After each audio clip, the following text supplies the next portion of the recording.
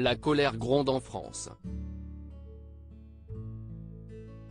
Depuis jeudi dernier et le passage en force de la nouvelle réforme des retraites avec le 49.3 décidé par Elisabeth Borne, les Français ne cessent de manifester dans les plus grandes villes de France pour exprimer leur mécontentement.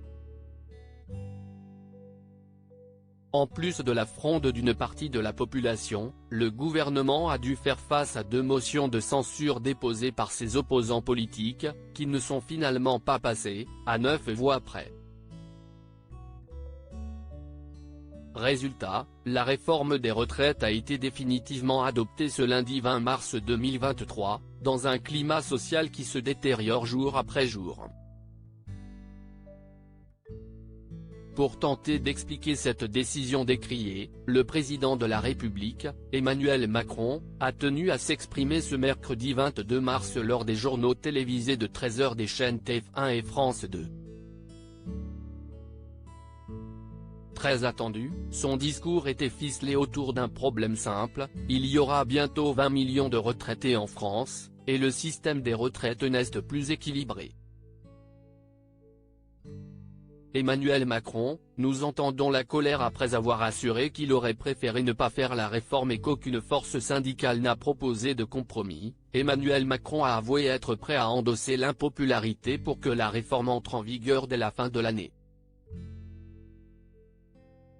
Face à lui, les 2 journalistes de France 2 et TF1, Juliane Bugier et Marie-Sophie Lacaro, ont tenté de le questionner à plusieurs reprises pour en savoir un petit peu plus sur le fond de sa pensée.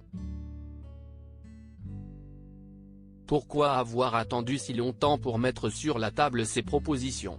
Selon vous, il faut que la colère s'exprime pour que vous accélérez? A demandé Juliane Bugier à Emmanuel Macron. Une petite phrase qui a semblé piquer le président de la République. Je suis en train de vous dire qu'on a commencé à faire des choses. Si je vous disais qu'on avait tout bien fait, vous me répondrez que je suis un drôle de type. Il y a des gens qui protestent, la démocratie entend la colère, on doit apporter des réponses en allant beaucoup plus loin. À voir comment ces propos seront reçus de la part de la population française.